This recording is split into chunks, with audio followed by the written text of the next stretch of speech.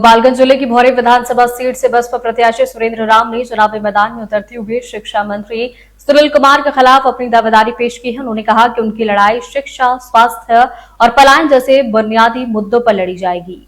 सुरेंद्र राम ने विश्वास जताया है कि जनता इस बार जाति धर्म से ऊपर उठकर मतदान करेगी और उन उम्मीदवारों को चुनेगी जो इन मूलभूत समस्याओं का समाधान करने की क्षमता रखते हैं। उन्होंने वादा किया कि अगर उन्हें जनता का समर्थन मिला तो वो इन तीनों प्रमुख मुद्दों पर प्राथमिकता से काम करेंगे ताकि क्षेत्र के लोगों को बेहतर जीवन मिल सके। सुरेंद्र राम ने कहा कि भौरे क्षेत्र में शिक्षा और स्वास्थ्य सेवाओं की स्थिति चिंताजनक है और बड़े पैमाने पर युवाओं का पलायन रोजगार की कमी को दर्शाता है।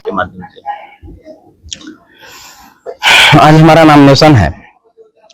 सबसे पहले इस चैनल के माध्यम से सभी मीडिया बंधुओं को धन्यवाद देना चाहते हैं कि गोपालगंज से चल के आप लोग यहां तक आए हैं और भौरे विधानसभा की समस्त जनता को भी हम धन्यवाद देना चाहते हैं कि उन्होंने भी हमें अपना नेता माना है। माननीय बहन कुमारी मायावती जी का भी धन्यवाद देना चाहेंगे कि उन्होंने हम पे भरोसा करके इस भौरे विधानसभा की सीट पर हमें टिकट दे करके यह सीट लड़ने का मौका दिया है। और बहुजन समाज पार्टी जब भी अगर सत्ता में आती है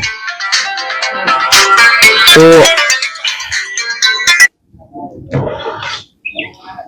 जनता के मुद्दों पे काम करेगी। शिक्षा, चिकित्सा से संबंधित जो भी कामें अधूरा है उसको पूरा कराएगी।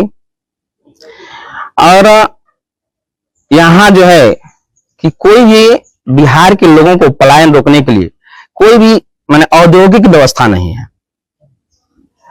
तो इस पे सबसे पहला फोकस होगा कि उद्योग के क्षेत्र में काम किया जाएगा।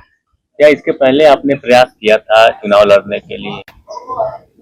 प्रयास हम तो विधानसभा चुनाव लड़ने के लिए पहली बार प्रयास कर रहे हैं।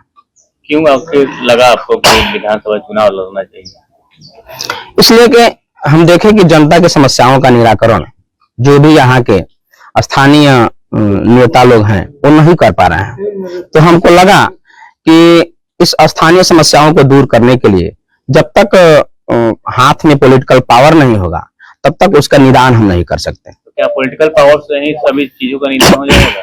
नहीं, सही पॉलिटिकल पावर से सारी चीजों का निदान नहीं होता है, लेकिन मान लीजिए कि अगर सड़क ही बनवाना है तो वह तो सरकार ही ना बनवाएगी। तो जब सत्ता में सरकार में भागीदारी होगी जिसकी, वही तो उस काम को कर पाएगा।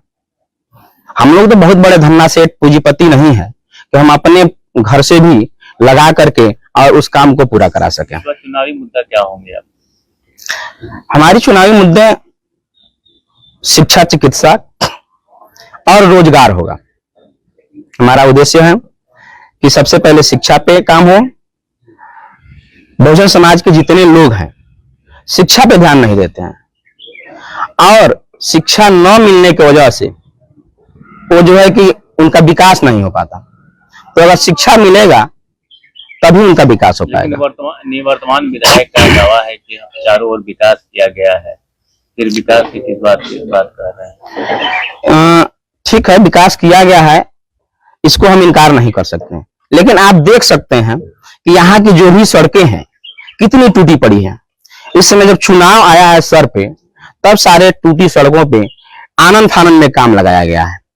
तो आप इसी से सोच सकते हैं कि भौरे विधानसभा की जनता कितना उसको काम हुआ है इस क्षेत्र में कि अभी अभी जो है कि सड़कें बनी हुई हैं। अभी आपने कहा कि हम उनकी बातों को इनकार नहीं कर रहे हैं, तो क्या आप एक्सेप्ट भी कर रहे हैं, स्वीकार कर रहे हैं कि उन्होंने विकास किया? में आता है, कुछ ना कुछ तो काम करता है अपने हिसाब से, लेकिन वह जनता के मुद्दों पे अगर खरा नहीं उतरता है तो उस विकास का कोई मतलब नहीं है।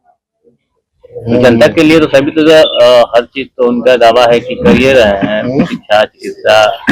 देखिए, अब उनके दावा से तो हो नहीं जाएगा, क्योंकि दावा तो सभी लोग करते हैं, लेकिन दावा करना और उस पर खरा उतरना कोसों दूर की बात है। प्राथमिकता क्या होगी आपकी अगर चुनाव आप जीत जाते हैं, जनता ने आपको सपोर्ट किया तो? अगर चुनाव जीतते हैं तो सबसे पहला प्राथमिकता यहाँ की जितनी टूटी हुई सड़कें हैं उसकी मरम्मत कराना, यहाँ कोई ना कोई औद्योगिक विकास करना, जिससे यहाँ के क्षेत्र के लोगों का पलायन रुक सके।